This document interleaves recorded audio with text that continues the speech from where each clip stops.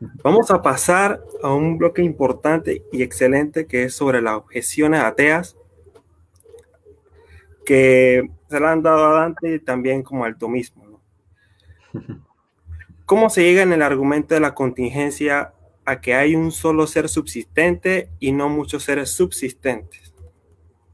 Bien, a ver, para resumir el argumento de la contingencia y dar contexto a los que no estén tan familiarizados, el argumento de la contingencia se corresponde con la tercera vía de Santo Tomás de Aquino y parte del hecho de la contingencia de los seres. O sea, que hay seres que existen pero dependiendo de otros para existir. Por ejemplo, yo dependo de la existencia de mis padres para existir. Si mis padres no hubieran existido, yo no existiría, ¿no? Si mis padres no se hubieran conocido, yo no existiría. Así de simple. Entonces soy contingente. Al mismo tiempo tengo frente a mí una computadora, pero por ejemplo, si no se hubieran dado los procesos tecnológicos de descubrimiento de las computadoras, la computadora como ente individual que es no existiría. Y así, cada vez que contemplamos un ente de la realidad fenoménica, encontramos que es contingente, que no existe por sí mismo, sino que al final depende de otro para existir. Entonces, en la tercera vía se encuentra con que para fundamentar la existencia de los seres contingentes se requiere llegar a un ser del cual dependan los demás seres, pero que ese mismo ser no dependa de otros para existir. Un ser que existe plenamente por sí mismo sin necesidad de otros. Ese ser, en lugar de ser llamado contingente, más bien le llamamos subsistente, porque subsiste por sí mismo y no por otro. Y claro, ese ser, en el argumento tomista, se identifica con Dios. Entonces, claro, una objeción que alguno podría poner es, oye, pero ¿por qué hay que decir que hay un solo ser subsistente y no muchos? Se puede dar respuesta a tal objeción. De hecho, en mi libro Dios existe, cuando yo defiendo las 5 vías, pues llego a que el primer motor inmóvil o la causa primera o el ser subsistente o el ser perfectísimo o el ser ordenador inteligente son Dios. Cada uno de ellos se corresponde con Dios. Entonces es una conclusión unívoca. Pero en la parte precedente, o sea, antes de la parte 2 de mi libro en que trato las 5 vías, hay la parte 1, capítulo 2, donde trato los atributos de Dios. Explico que la definición de Dios es que Él es el ser subsistente y muestro que del concepto de ser subsistente se derivan todo un conjunto de atributos. Entre esos, el atributo de unidad, que Dios es solo uno. ¿Y cómo se establece entonces que el ser subsistente es solo uno y no podría haber muchos? Bien, de la forma siguiente.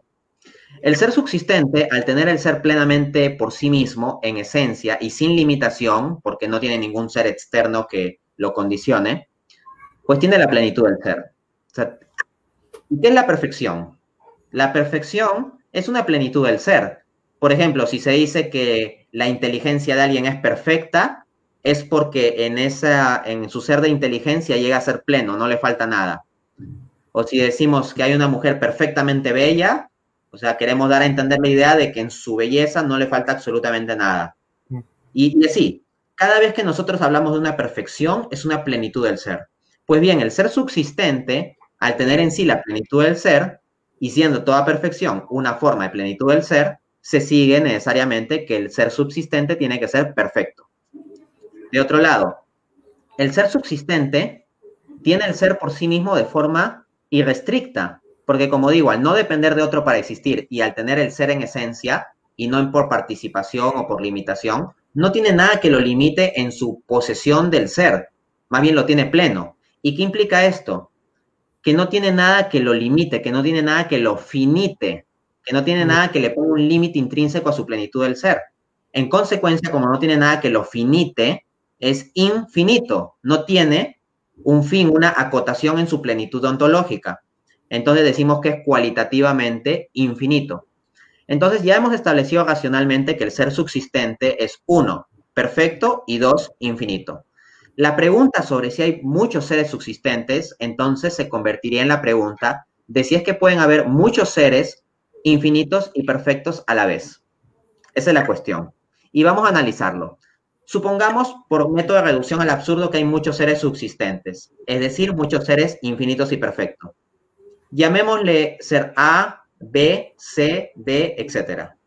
Pues bien, podemos plantear que el ser A y el ser B precisamente son distintos. Por eso yo puedo distinguir el ser A del ser B. Si el ser A y el ser B son realmente distintos, tienen alguna característica que los distingue. O sea, debe haber algo que tenga el ser A y que no tenga el ser B, que permita que el ser A sea distinto que el B.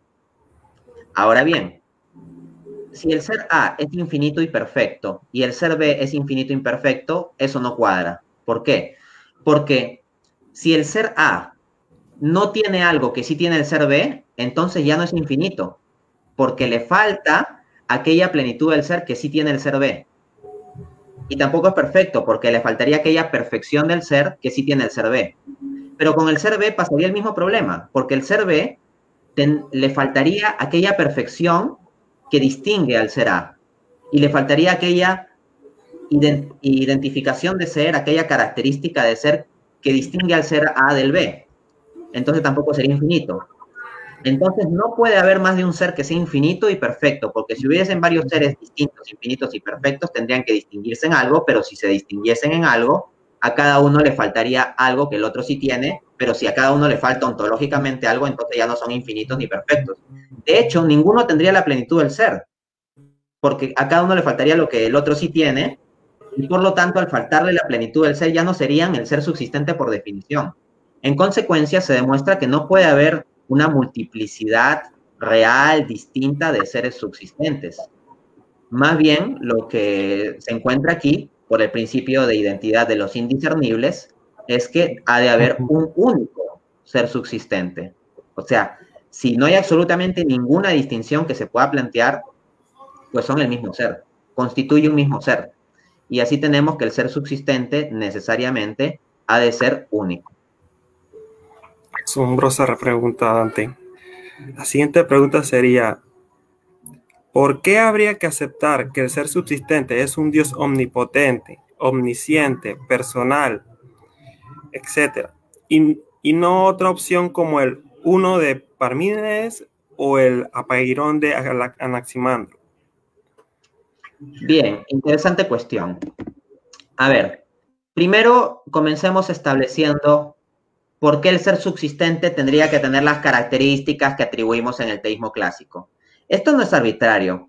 Partiendo la definición de ser subsistente en la parte 1, capítulo 2 de mi libro Dios existe, deduzco, no supongo, sino deduzco lógicamente que el ser subsistente tiene que tener necesariamente 14 atributos. Y esos 14 atributos son los que identifican a Dios en el teísmo clásico. Explayarme en explicar cada uno de los 14 sería muy largo. Por lo pronto, en mi respuesta a la pregunta anterior, ya he mostrado que el ser subsistente tendría que ser infinito y perfecto. Entonces ya con eso se tiene un avance. Pero veamos, por ejemplo, en la pregunta se dice la omnipotencia. Pues bien, acá tenemos el principio de que el poder se sigue al ser. ¿Cómo es esto? Un perro, por ejemplo, tiene cierto poder. Un perro tiene un poder, por ejemplo, de morder, el poder de ladrar. Entonces, los poderes del perro se siguen de su naturaleza perruna. El poder sigue al ser. Yo como ser humano tengo ciertos poderes. El poder de pensar, el poder de hablar, el poder de escribir. Pero nuevamente, los poderes que yo tengo como ser humano se siguen de mi ser. Porque si yo tengo el poder de pensar, es porque en mí hay la cualidad del ser de poder pensar. Entonces, el poder se sigue al ser. En consecuencia, si hay un ser que tiene la plenitud del ser, ¿no? El ser subsistente, por consecuencia lógica, tiene que tener entonces la plenitud del poder, porque como ya hemos dicho, toda forma de poder no es más que una referencia de plenitud del ser operando. Luego, la perfección de omnisciencia. Ya hemos demostrado que el ser subsistente es perfecto. Pues bien, debemos preguntarnos, ¿qué consideramos nosotros desde la razón más perfecto? ¿Los seres inertes sin conocimiento o los seres conscientes? La respuesta obvia es que es más perfecto en la escala del ser los seres conscientes, o sea, los seres que tienen conocimiento. Y de entre los seres conscientes, ¿a quiénes consideramos más perfectos? ¿A los que tienen más conocimiento o menos conocimiento? La respuesta obvia es que consideramos más perfectos a quienes tienen mayor conocimiento. Entonces, si ya hemos mostrado que el ser subsistente es plenamente perfecto y el tener conocimiento es una perfección, se deduce necesariamente que el ser subsistente tiene que tener la plenitud del conocimiento, la totalidad del conocimiento. Y esa es la omnisciencia, así directo. Luego, el más problemático tal vez puede parecer que sea un ser personal. Pero ya hemos tenido un avance, porque ¿qué es un ser personal? Un ser personal es un ser que tiene la capacidad de pensar y de tener deseos, o sea, un ser que tiene intelecto y voluntad. Pues bien, ya hemos demostrado que el ser subsistente tiene intelecto, porque si no tuviera intelecto no podría tener conocimiento, pero ya mostramos que es omnisciente. Entonces solo quedaría mostrar que tiene voluntad. Y el procedimiento es similar. Miren, ¿qué consideramos más perfecto? ¿Los seres inertes que no toman decisiones ni nada o los seres que toman decisiones? Consideramos más perfecto en la escala de ser los seres que toman decisiones. El ser humano, por su capacidad de agencia, de tomar decisiones libres, se considera más perfecto que una mera piedra, por ejemplo.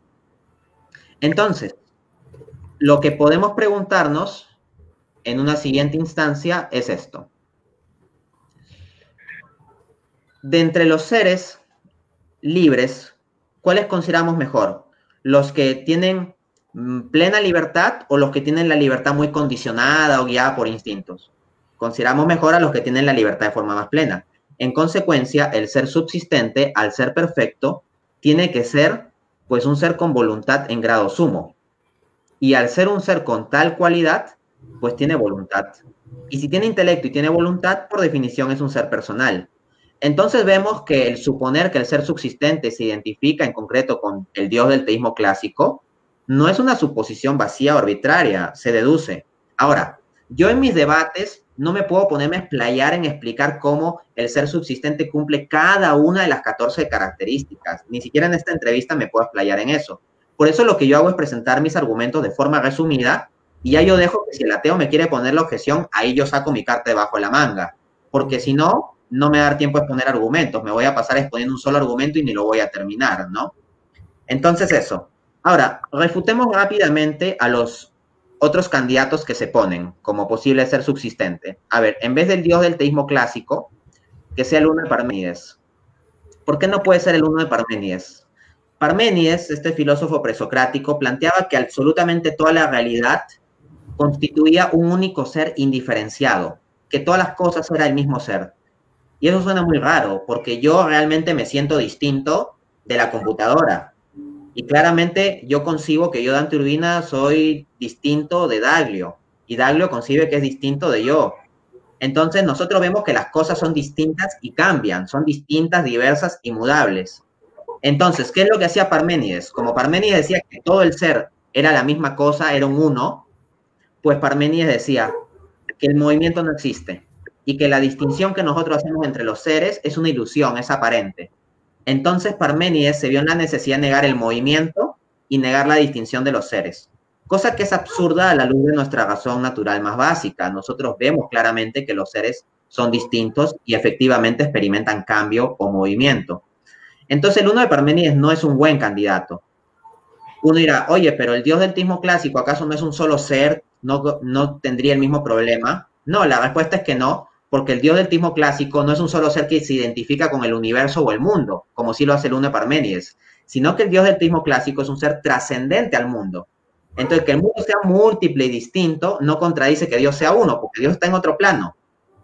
Entonces, todos los problemas del monismo filosófico o monismo ontológico, que concibe que toda la realidad vendría de un único componente, no son problemas para el teísmo clásico, porque en el teísmo clásico Dios es trascendente a este mundo fenoménico. Luego, veamos el otro candidato, el Apeirón de Anaximandro. ¿Cuál es el problema? Bueno, sobre el Apeirón de Anaximandro sería como un principio único que da origen a toda la realidad múltiple, ¿ya? El problema es que ¿cuál es la explicación de que un principio único, impersonal, porque el uno de Anaximandro es impersonal, dé origen a una realidad múltiple? ¿Cuál es la explicación? ¿Por qué un principio único impersonal daría origen a una realidad múltiple? No hay explicación. No hay ningún mecanismo que nos justifique eso. Porque si el principio es único y es impersonal, todo debería mantenerse como ese principio único y fin de la historia. No tendría por qué haber toda esa dinámica. De ahí que el texto de Anaximandro tenga que caer en una suerte de poesía, llegando a poner un esquema como que el calor hace injusticia al frío y el frío hace injusticia al calor y hay como una especie de lucha.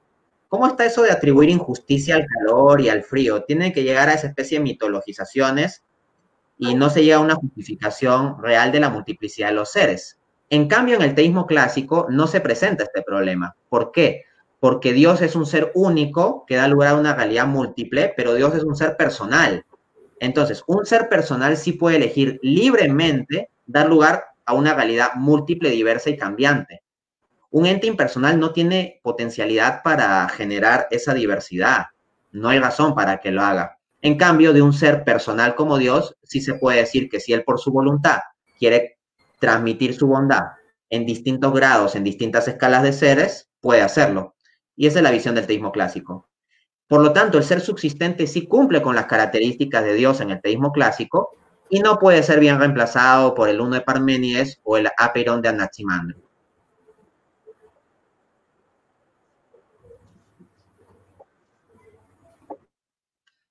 Bien, y básicamente eso.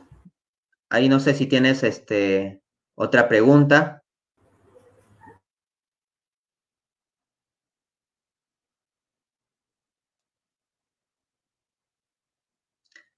Ahí creo que se ha congelado un poquito. Bueno, voy a aprovechar para hacer un poquito más de explicación mientras nuestro amigo Dablio se vuelve a conectar, ¿no? Básicamente se plantea... Perdón. Ahí está de nuevo. ¿Me escuchas bien? Sí. Listo, danos la siguiente pregunta.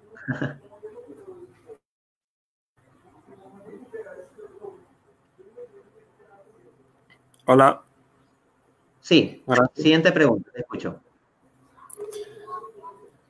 En el argumento cosmológico, Kalam se dice que no solo el universo, sino el tiempo mismo habría empezado a existir y requeriría una causa.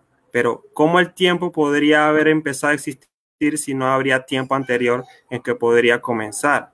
¿Y cómo podría ser el tiempo causado si es que el tiempo es la condición para que haya causalidad? Bien. A ver, para esto tenemos que hacer una definición rigurosa de lo que es comenzar a existir, ¿ya? Se dice que un ser comienza a existir, utilicemos lenguaje analítico, ahí para que no digan que uno nunca conoce nada de ese lenguaje o algo así, ya. Sea un ser X, se dice que tal ser X comenzó a existir si es que se puede identificar un momento, llamémosle T sub 0, ya un momento T sub 0, tal que no hubo ningún momento anterior a ese T sub 0 en que ese ser X haya existido. Esa sería como una definición formal de comenzar a existir. Resulta que el tiempo sí cumpliría con esa definición. ¿Por qué? Porque, al menos cuando hablamos del tiempo en el universo, los cosmólogos han establecido que el tiempo tendría un inicio. El teorema de singularidad de Hawking-Perons establece que no solo la materia y la energía comenzaron a existir, sino que el espacio y tiempo mismos habrían comenzado a existir.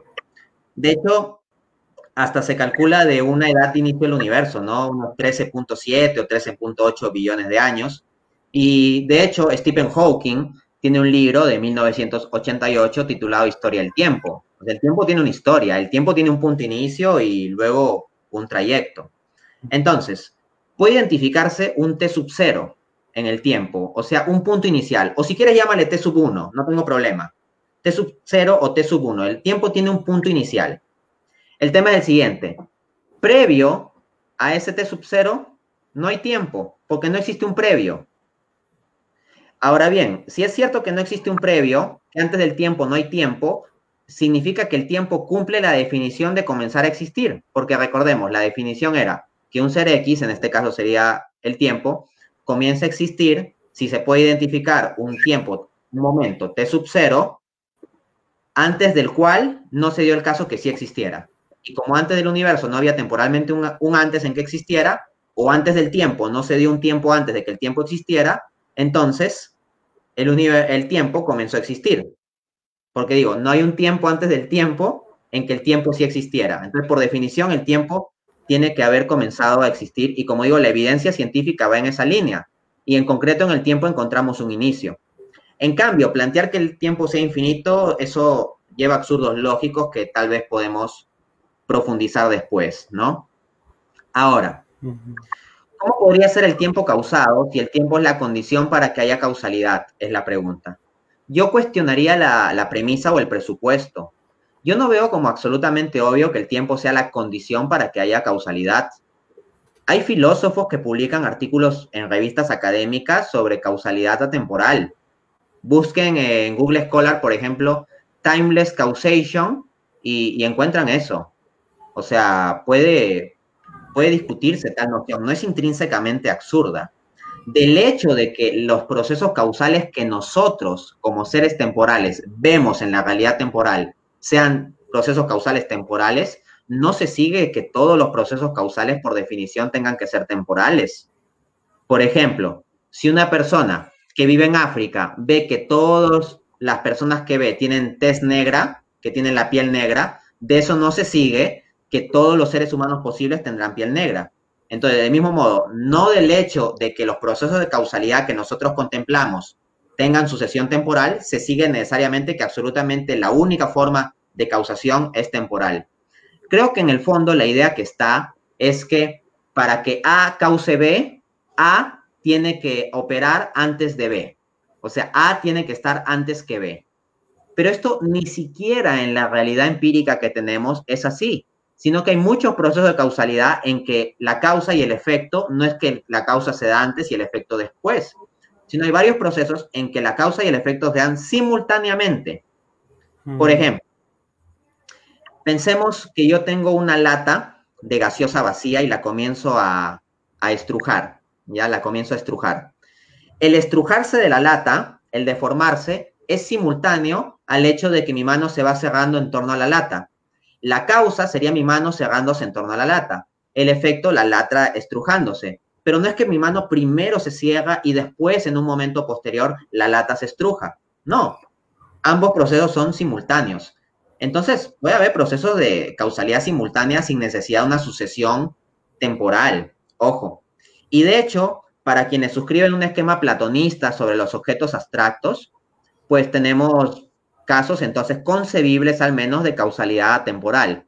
Por ejemplo, podemos decir en el teorema de Pitágoras que el cuadrado de un cateto más el cuadrado de otro cateto causa una igualdad con el cuadrado de la hipotenusa.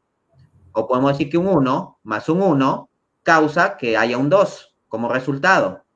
Pero eso no es una relación temporal, es una relación que se mantiene matemáticamente de forma atemporal. Entonces hay formas concebibles de relaciones de causalidad también atemporal, al menos desde un esquema platonista. No es algo intrínsecamente absurdo. Excelente respuesta. Muy interesante, ya que también ha sido controversia por varias teorías también sobre la causalidad y el tiempo. Sí, sí. La siguiente es, si se dice que el universo comenzó a existir porque existía en cierto tiempo, no hubo ningún momento anterior a ese tiempo en que si existiera el universo, ¿no podría acaso decirse con esa misma lógica que Dios comenzó a existir? ¿No sería más fácil decir simplemente que el universo es incausado? Bien, vamos a abordar estos por separado. Como dice Jack el Destripador, vamos por partes. Pues la primera parte. ¿No podría decirse con esa misma lógica que Dios comenzó a existir? Respuesta, no. El universo es una entidad temporal. Entonces, respecto al universo, yo sí puedo hablar en términos temporales y hablar de un antes y un después. Respecto al universo, entonces yo sí puedo preguntarme, ya, siendo que el universo existe a lo largo de algún tiempo, se dio el caso en que no hubo ningún momento anterior en que sí existiera previo a su punto inicial de existencia que conocemos. Eso se puede coherentemente razonar y plantear, porque el universo es un ente temporal. En cambio, plantearlo respecto de Dios se puede hacer con la boca, pero en la mente es absurdo, porque al menos en el contexto del teísmo clásico, que es lo que estoy defendiendo, Dios es atemporal. Y si Dios es atemporal, el plantear a Dios distinciones de conceptos temporales, si antes hubo un tiempo en que Dios o si después hubo un tiempo en que Dios, no viene al caso. Es como si yo te preguntase, ¿los triángulos están felices o tristes? O te digo, ¿los cuadrados son comunistas o son capitalistas? Son preguntas absurdas. Las formulo con mi boca, las puedo escribir en un lenguaje elegante, Pero vamos, la clasificación de capitalista o comunista no aplica a los cuadrados y la clasificación de feliz o triste de estados de ánimo no aplica a los triángulos. Del mismo modo, las distinciones temporales, que sí son coherentes aplicarlas al universo, no aplican a Dios, que por definición es un ser atemporal. Es por esa razón que con esa misma lógica no puede decirse que Dios haya comenzado a existir. Dios existe en una atemporalidad simultánea eterna. El universo, en cambio, en sucesión. Y lo mismo el tiempo existe en sucesión. Luego, la otra parte. ¿No sería más fácil decir simplemente que el universo es incausado? Yo no lo veo fácil. O sea, el universo no es eterno. Hay muy buena evidencia científica por múltiples líneas que apunta a un inicio absoluto del universo. Asimismo, el universo está sujeto a cambio. O sea, el universo constantemente está mudando, está cambiando. Asimismo, el universo es contingente, o sea, el universo podría haber no existido. Existiendo, el universo aún así podría no haber existido. Si hubieran cambiado ciertas constantes como lógicas, el universo hubiera colapsado en los primeros microsegundos, por ejemplo. El universo podría ser de otro modo. Entonces, ¿qué tenemos? Que el universo tiene inicio temporal, que el universo está en constante cambio, paso de la potencia al acto, que el universo, pues, podría haber no existido, existiendo podría haber no existido, y asimismo que puede ser de distintos modos. Entonces el universo reúne todas las características para que le aplique el principio de causalidad. O sea, si tú tienes algo que comenzó a existir, te preguntas, oye, ¿cómo comenzó a existir? ¿Por qué? Tú exiges una causa de algo que inicia. Si el universo está constantemente cambiando, tú te preguntas, ¿cuál es la causa de esa dinámica de cambio? Y el universo no es más que esa estructura dinámica de cambio. Si el universo existiendo podría no haber existido, te preguntas, ¿por qué hay algo en vez de nada? O sea, ¿por qué esto que existe, existe si podría no haber existido? Entonces, requiere de una causa. Y también, si el universo es de un modo específico y no de otros modos posibles en que realmente podría haber sido, uno se pregunta, ¿por qué razón es de esta forma específica y no de otra? Y entonces ese es el principio de causalidad. Hay esas 4 razones por las cuales sí tiene sentido que preguntarse cuál es la causa del universo. En cambio, a Dios no le aplica ninguna de esas. Por ejemplo, primero, Dios no tiene inicio temporal, Dios es eterno. Segundo, Dios es inmutable, no está sujeto a cambio. Tercero, Dios es el ser, pues, subsistente que existe necesariamente. O sea, supuesto que Dios existe necesariamente. Uno podría pensar tal vez que Dios no exista, como hace el ateo, ya. Pero cuando uno piensa que Dios sí existe, no puede pensarlo más que siendo un ser necesario. O sea, si existe, existe necesariamente. Y en cuarto lugar, pues Dios no podría ser de un modo distinto al que es, al menos en la visión tomista, porque por el principio de simplicidad divina en Dios, la esencia y la existencia se identifican. Dios es necesariamente como es. En consecuencia, en Dios no se da ninguna de las 4 razones por las cuales el universo sí requeriría una causa. Muy bien. La siguiente sería, si se dice que la causa del universo es un ser atemporal y espacial, o sea, adimensional, como podría ser un Dios personal con proceso de pensamiento, voliciones y múltiples ideas. Bien. A ver, nosotros como seres humanos somos seres dimensionales que existimos en espacio y tiempo, y nosotros cuando pensamos, pensamos en términos temporales. Y muchas veces hasta nos imaginamos cosas corpóreas para organizar nuestro pensamiento. Nosotros los seres humanos cuando pensamos tenemos múltiples ideas distintas y nuestra mente va discurriendo a lo largo de múltiples ideas. Entonces nosotros somos seres personales que, existiendo un esquema dimensional de espacio-tiempo, realizamos nuestras operaciones personales de intelecto y voluntad en esa situación de espacio-tiempo. Pero de nuevo, así como decía, del hecho de que una persona de África, por ejemplo, sin acceso a internet, sin acceso a transporte, ve puras personas de piel negra en torno a sí e infiere que todas las personas posibles son de tez negra, estaría en un error si hiciese esa inferencia. Análogamente, del hecho de que nuestra experiencia humana como seres dimensionales, como seres personales que piensan, sienten y actúan en espacio-tiempo, infiramos que necesariamente para pensar, sentir y actuar se requiere espacio-tiempo, sería una inferencia ilegítima. No hay nada intrínsecamente implicado en la definición de pensar o tener voliciones que implique espacio-tiempo. Un ser puramente espiritual, un ser incorpóreo, puede tener voliciones. De hecho, en la cosmovisión cristiana, pues la volición, es decir, el acto de voluntad es algo del alma, no del cuerpo. Y el acto de pensar es algo del intelecto, que es una potencia del alma, no del cuerpo. Interactúa con el cuerpo o se relaciona en unidad sustancial con el cuerpo, pero no es que necesariamente requiera de eso. Ojo, no le estoy diciendo al ateo que tiene que creer que esto es así, pero lo que sí le digo al ateo es que ese concepto no es intrínsecamente absurdo. Y como no es intrínsecamente absurdo y es racionalmente concebible, si ya en el argumento hemos demostrado que hay un tipo de entidad inmaterial con características de intelecto y voluntad, pues no habría por qué negarlo si es que no hay ningún absurdo o contradicción, ¿no? Entonces, en el caso de Dios, el pensamiento ocurre de forma perfecta con un único acto de pensamiento donde Él concibe simultáneamente todas las cosas. Nosotros los seres humanos, seres contingentes, imperfectos, requerimos varios actos de pensamientos para pensar múltiples cosas con múltiples ideas. En cambio, Dios en un solo acto comprende todo en el ser, porque Dios tiene en sí la plenitud del ser. ¿Y qué son las demás cosas? Nada más que reflejos parciales o limitados de esa plenitud del ser que es Dios. En consecuencia, Dios conociéndose a sí mismo y conociendo las demás cosas a través de sí mismo, que es la plenitud y estándar del ser, conoce en un solo acto de pensamiento todo. Por ejemplo, yo ahorita con un solo acto de visión estoy viendo mi computadora. En mi computadora veo la pantalla, veo los minutos del live, veo tu cara, etcétera. Es decir, en un solo acto de visión veo varios objetos. Yo no requiero tener 80 actos de visión para ver 80 objetos. Entonces, en el solo plano corporal, ya con un solo acto de visión puedo ver varias cosas. Entonces, ¿con cuánta más razón Dios, que es ilimitado, no podría con un solo acto de pensamiento concebir varias cosas? Al mismo tiempo, Dios siendo atemporal, cuando dispone su voluntad sobre los distintos eventos del mundo, la dispone en esa temporalidad. O sea, no es que Dios tiene que preguntarse primero qué va a hacer y después decidirlo. Ese proceso de decisión de antes, después, es propio de nosotros, seres imperfectos y temporales.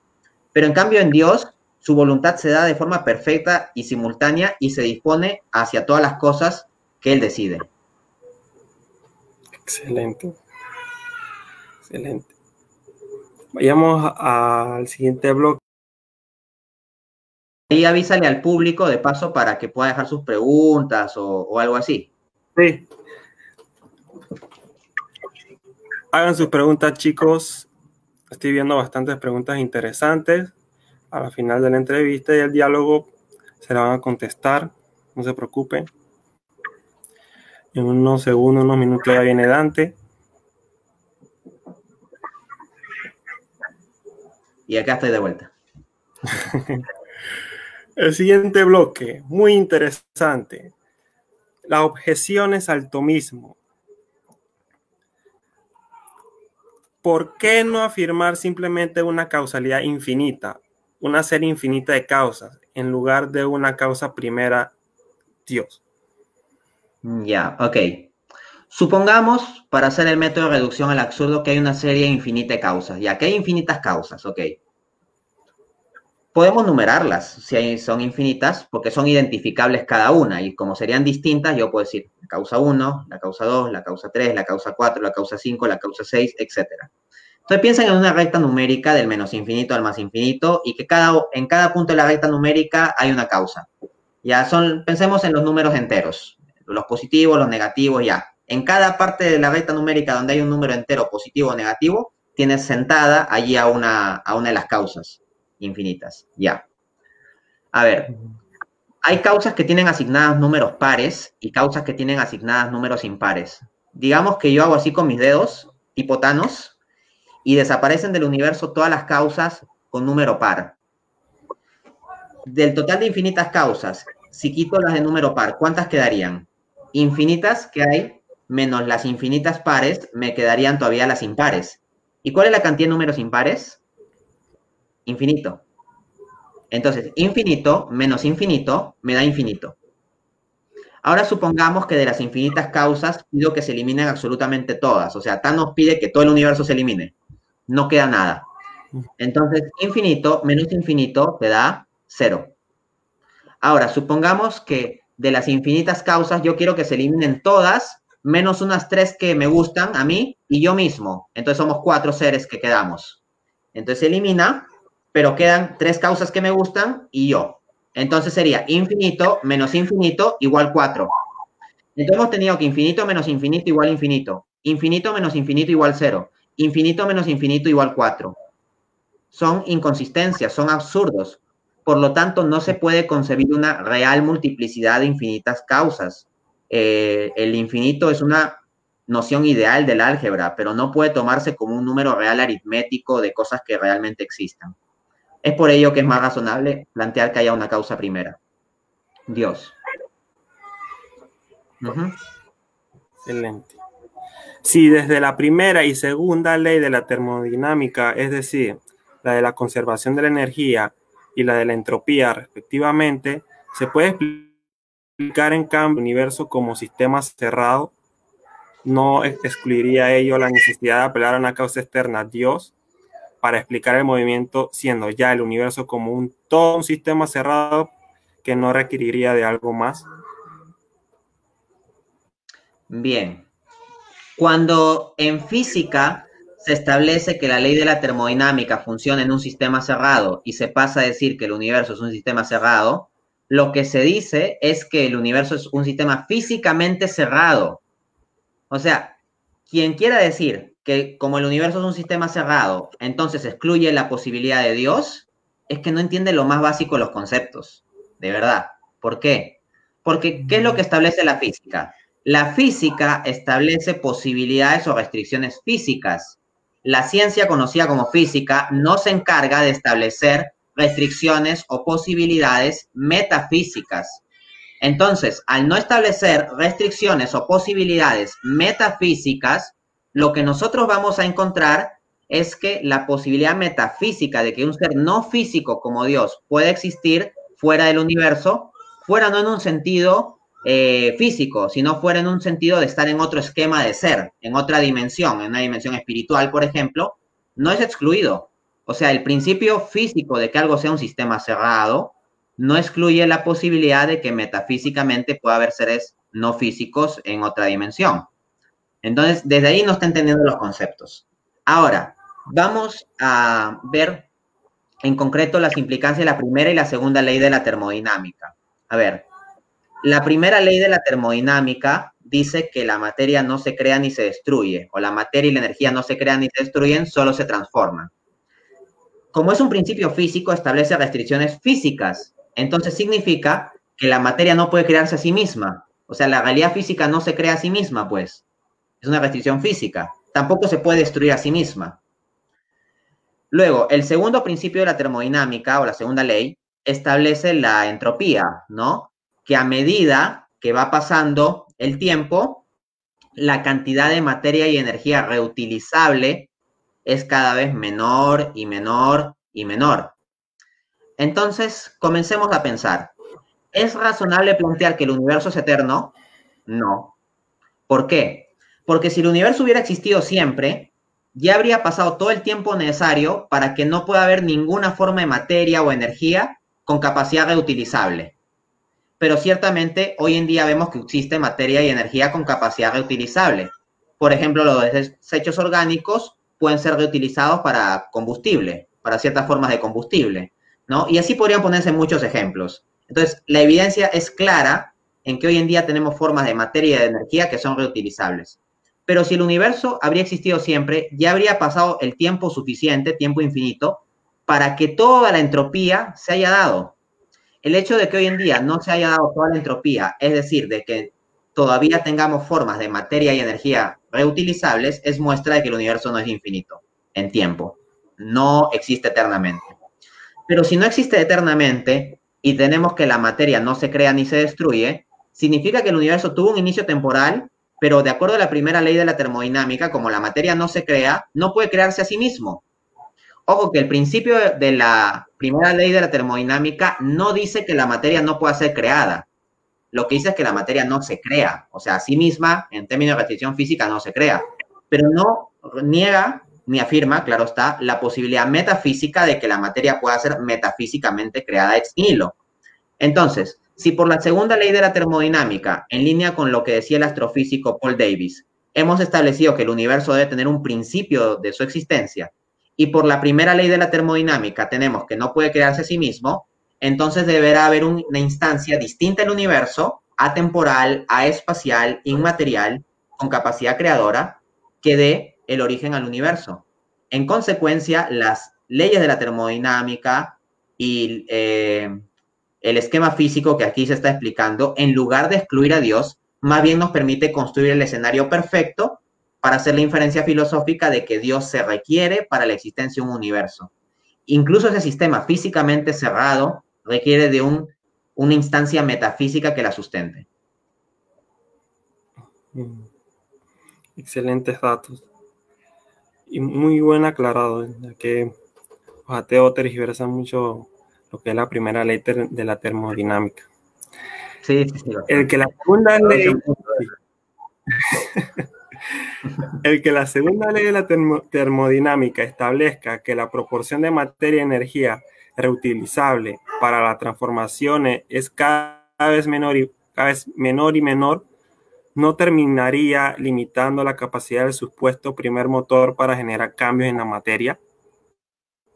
No. Si el primer motor es el ser subsistente, y en efecto, el primer motor se entiende como un ser que está en acto puro, y un ser que está en acto puro que sustenta los pasos de potencia al acto, es decir, el movimiento de los demás seres. Si tenemos que el primer motor es un ser que está en acto puro, y está en el acto puro de ser, que es el acto más fundamental, entonces estaría siendo ser en acto puro, o sea, ser en plenitud, y por lo tanto es el ser subsistente. Pero ya hemos demostrado en la respuesta a preguntas anteriores que el ser subsistente debe ser un ser personal. Entonces el primer motor ha de ser un ser personal. Si el primer motor es un ser personal podría elegir crear un universo con entropía en la que cada vez la cantidad de energía reutilizable sea menor. Es decir, esta no es una restricción para el ser subsistente. El ser subsistente o primer motor podría haber elegido un universo que tenga en concreto esa característica. No sería una restricción que la materia le impone a él, sino una restricción que el ser subsistente ha impuesto a la materia. Repito, las restricciones físicas de la materia desde esta perspectiva no serían restricciones que la materia impone al ser subsistente, sino el ser subsistente impone restricciones a la materia. Ese es el punto. Entonces, si el ser subsistente tiene la plenitud del ser y es el que sustenta ontológicamente todo, sustenta también las leyes físicas. Y siendo un agente personal, podría él mismo elegir variar las leyes físicas. Por ejemplo, dado que estamos en un contexto cristiano, para Jesús, el hecho de que el agua sea agua, ¿le implicaba una limitación para no poder convertirla en vino? No, porque como Jesucristo es Dios hecho hombre, tiene en sí la plenitud del ser, y si le da la gana puede sacar vino del agua o crear vino ex nihilo. Entonces igualmente, el ser subsistente incluso puede decidir que se suspenda la operación de la segunda ley de la termodinámica si le da la gana. Pero en principio, como Dios es un Dios de orden, y si un ser subsistente establece ciertas leyes, es para que en principio se cumplan, ¿no? Y si el ser subsistente decide hacer excepciones a las leyes, debería ser por alguna razón especial justificada, que serían los milagros, ¿no? Entonces, esto no es una limitación para el ser subsistente, sino más bien una limitación que el ser subsistente ha establecido para la materia. Excelente. El siguiente sería, ¿no se podría plantear que el movimiento es simplemente algo intrínseco, esencial al universo y que, por tanto, no se requiere de algo distinto al universo para explicar su cambio? Ya, acá en esta tipo de objeción hay una parte verdad y otra parte gravemente falsa, una inferencia errada. Que el movimiento sea algo intrínseco al universo no lo negamos los tomistas. Explícitamente afirmamos que parte sustancial de lo que el universo es que está en movimiento, es que está en paso de potencia a acto, es que está en cambio. Eso no lo negamos, sí, el movimiento es algo intrínseco al universo. Pero que algo sea intrínseco a una cosa no implica que no requiera una explicación distinta. Por ejemplo, ¿es intrínseco de un ordenador el tener teclas con letras? Sí. O sea, una computadora tiene teclas con letras A, B, C, D. Ahora bien, como es intrínseco a la computadora tener teclas con letras, yo voy a decir que no se necesita nada más que la computadora para explicar el hecho de que tenga teclas con letras. No, porque para explicar el hecho de que una computadora tenga teclas con letras, hay que apelar a algo distinto a la computadora, a seres humanos que han diseñado la computadora y que en concreto han querido asignarle esa funcionalidad por lo que la computadora va a hacer, por lo que es la operación que se espera que realice la computadora. Al mismo tiempo, si yo dibujo un círculo en la pared, ¿ese círculo es intrínsecamente circular? Respuesta, sí, un círculo es intrínsecamente circular. Ahora bien, del hecho de que un círculo sea intrínsecamente circular, ¿se sigue que no se requiere nada más que el círculo para explicar su circularidad? No, no se sigue, porque para que ese círculo esté efectivamente allí en la pared, se requiere de alguien que lo dibuje. El círculo no se dibuja a sí mismo. Entonces, el universo tiene un movimiento, sí, pero el universo no llega a explicar su propio movimiento, su paso de la potencia al acto. ¿Por qué? Porque el universo no explica sus propias potencias. El universo no puede explicar sus pasos de la potencia al acto por el simple hecho de que el universo no logra explicar sus propias potencias. ¿Cómo así? O sea, ¿cómo el universo se explica a sí mismo? El universo tiene origen temporal. En consecuencia, si se explicase a sí mismo, tendríamos que, ¿cómo había surgido? De la nada, solito, por sí mismo, eso como que no cuadra, ¿no?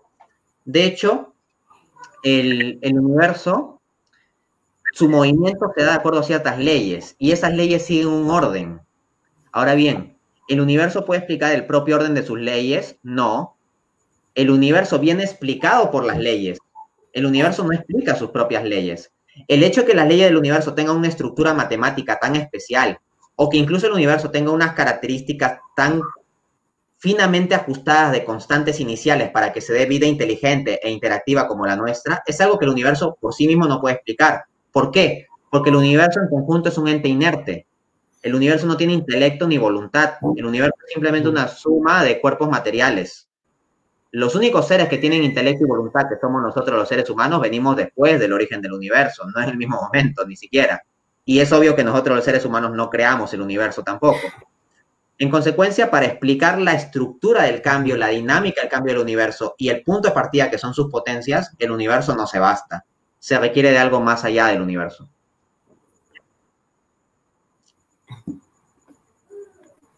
La siguiente objeción dice: los tomistas sostienen que hay un orden en el universo que requiere ser explicado por una inteligencia ordenada, Dios, pero ¿no podría plantearse acaso que en el universo no es que haya un azar desnudo, sino elementos azarosos y elementos no azarosos, leyes, tendencias, condiciones que se complementan para formar naturalmente un orden sin necesidad de un ordenador sobrenatural? Bien.